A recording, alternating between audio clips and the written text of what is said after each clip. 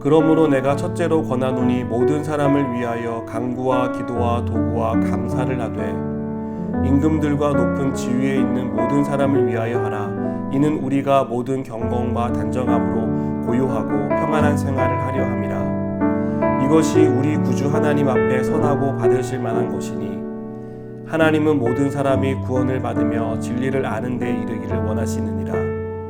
하나님은 한 분이시요 또 하나님과 사람 사이의 중보자도 한 분이시니 곧 사람이신 그리스도 예수라. 그가 모든 사람을 위하여 자기를 대속물로 주셨으니 기약이 이르러 주신 증거니라. 이를 위하여 내가 전파하는 자와 사도로 세움을 입은 것은 참말이요 거짓말이 아니니 믿음과 진리 안에서 내가 이방인의 스승이 되었노라. 그러므로 각처에서 남자들이 분노와 다툼이 없이 거룩한 손을 들어 기도하기를 원하노라. 또 이와 같이 여자들도 단정하게 옷을 입으며 소박함과 정절로서 자기를 단장하고 따은 머리와 금이나 진주나 값진 옷으로 하지 말고 오직 선행으로 하기를 원하노라. 이것이 하나님을 경외한다 하는 자들에게 마땅한 것이니라. 여자는 일체 순종함으로 조용히 배우라. 여자가 가르치는 것과 남자를 주관하는 것을 허락하지 아니하노니 오직 조용할지니라. 이는 아담이 먼저 지음을 받고 하와가 그 후며 아담이 속은 것이 아니고 여자가 속아 죄에 빠졌습니다. 그러나 여자들이 만일 정숙함으로써 믿음과 사랑과 거룩함에 거하면 그의 해산함으로 구원을 얻으리라. 아멘. 여러분은 무엇을 위해서 가장 많이 기도하십니까? 대부분은 내 자신이나 나와 관련된 밀접한 일과 사람에 대해서 기도하실 것입니다. 우리는 주로 건강을 달라고 기도하고요. 재정적인 어려움이 없도록 또 재정이 풍성해지도록 기도합니다. 그리고 배우자를 비롯한 자녀들 그리고 형제 자매, 부모를 위해서 기도합니다. 가깝게 지내는 친구의 어려운 사정을 위해서 기도하고요. 또 어려움을 만난 교회 식구나 이웃을 위해서 기도합니다. 또 교회가 후원하는 성교사님과 선교지를 위해서 기도하기도 합니다. 각자 집중해서 기도하는 제목이 있겠지만 우리는 오늘 말씀에 따르면 모든 사람을 위해서 기도해야 합니다. 우리와 관련된 사람뿐만 아니라 우리와 관련이 없는 사람들, 어떤 면에서는 우리에게 적대적인 사람들을 위해서도 기도해야 한다라고 바울은 말하고 있습니다. 바울은 2절에서 우리가 특별히 기도해야 할 대상에 대해서 말하는데요. 그들은 임금들과 높은 지위에 있는 모든 사람들입니다. 여기서 말하는 임금들은요, 당시의 관할 지역을 다스리던 분봉 왕들과 그리고 로마 황제를 포함합니다. 당시 로마는요, 황제를 신격화했습니다. 그래서 황제를 숭배하도록 강요했습니다. 만일 이것을 하지 않으면 처형시키기도 했습니다. 황제 숭배로 가장 큰 피해를 입는 사람들은 단연 그리스도인이었습니다. 그렇기 때문에 바울의 이 말은 쉽게 이해가 되지 않습니다. 게다가 바울은 높은 지위에 있는 사람들을 위해서 기도하라고 말합니다. 이들은 당시 사회의 지배층을 가리킵니다.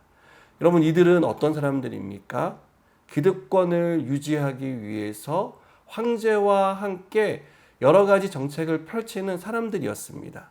당연히 이들도 그리스도인에 대해서, 예수 믿는 사람들에 대해서 적대적이었고 핍박을 가하는 사람들이었습니다. 그런데 바울은 왜 이들을 위해서 기도하라고 말하고 있는 것일까요? 이들의 통치력이 미치는 영향력이 상당히 크기 때문입니다.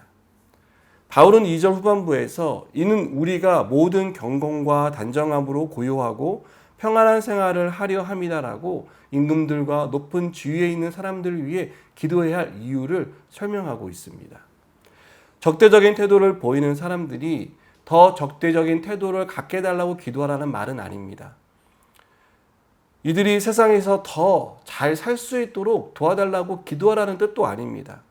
이들이 바른 정책을 펼 수 있도록 하나님의 뜻에 반한 일들을 결정하는 그런 어리석은 결정을 하지 않도록 기도하라는 것입니다. 그래서 예수를 믿는다는 이유로 핍박을 받고 처형을 당하는 이러한 일들이 더 이상 일어나지 않도록 그들이 바른 생각과 바른 정책을 펼 수 있는 지혜를 위해서 기도하라는 뜻입니다.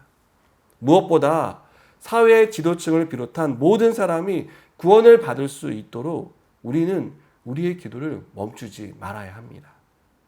여러분, 우리는 각자 정치적인 성향이 다릅니다. 대통령을 좋아하는 사람도 있고 별로 좋아하지 않는 사람도 있을 것입니다. 자신이 지지하는 정당과 반대하는 정당이 뚜렷한 사람도 있을 것입니다.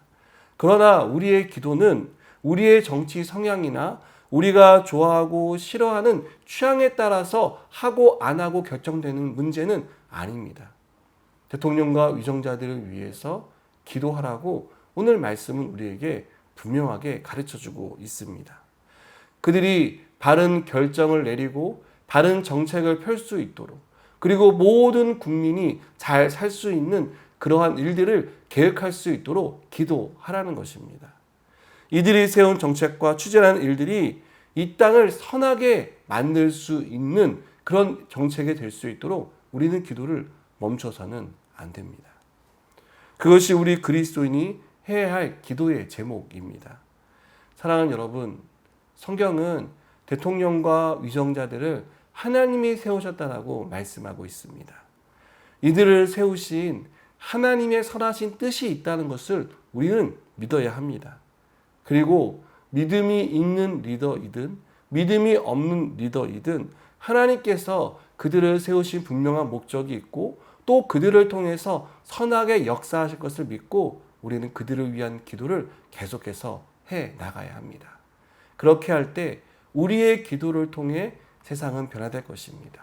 우리의 기도를 통해 리더들이 정하는 모든 결정들에 영향력이 끼쳐질 것입니다. 우리의 기도를 통해 리더들이 결정하는 모든 문제들에 하나님께서 역사해 주실 것입니다.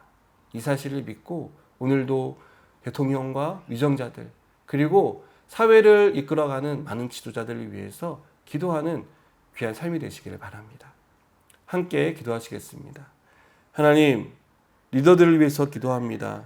그들이 그 리더의 자리에서 신중하게 결정하게 하시고 또 지혜로운 결정을 내릴 수 있도록 도와주셔서 그들이 내리는 그 모든 결정들을 통하여 좋은 일들이, 선한 일들이 열매 맺게 하여 주시옵소서. 예수님의 이름으로 기도드립니다. 아멘.